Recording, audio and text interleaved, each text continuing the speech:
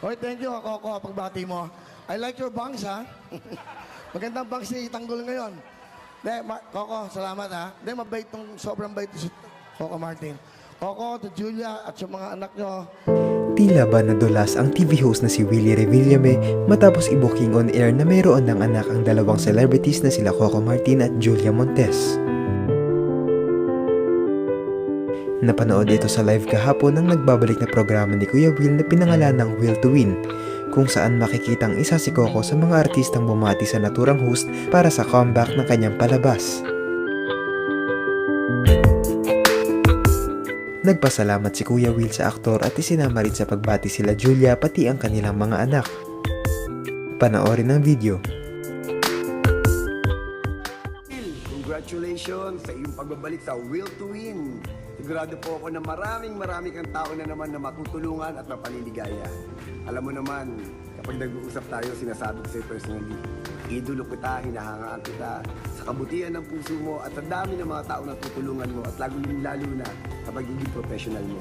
God bless you and more power sa'yo at sana'y magkita ulit tayo at makapagkwentuhan. We love you!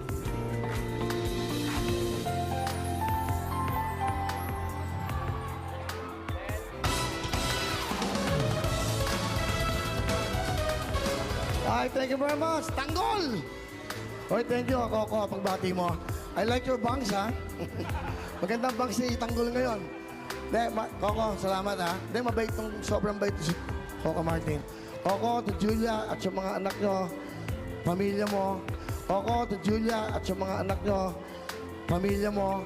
Coco, to Julia, at sa mga anak nyo, pamilya mo. Salamat, Coco, yung time ng Holy Week, magkasama tayo. At sana dumating ang time. Ha? Hinging guest mo ako sa Bata Kaya, bibigyan lang kita ng jacket. Okay?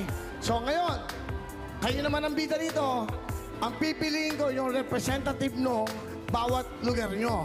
Noon pa man ay usap-usapan na ang mga kwentong may anak na umano sila Coco at Julia at ito ay hindi lang inilalabas sa publiko. Hanggang sa ngayon ay wala pa rin kumpirmasyon mula sa dalawa kaya naman marami ang nagulat nang sabihin nito ni Kuya Will sa kanyang programa.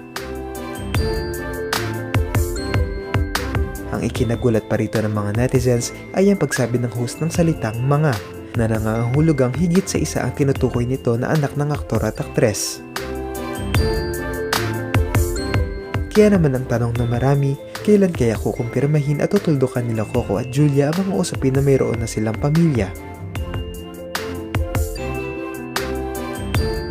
Ano ang masasabi nyo rito?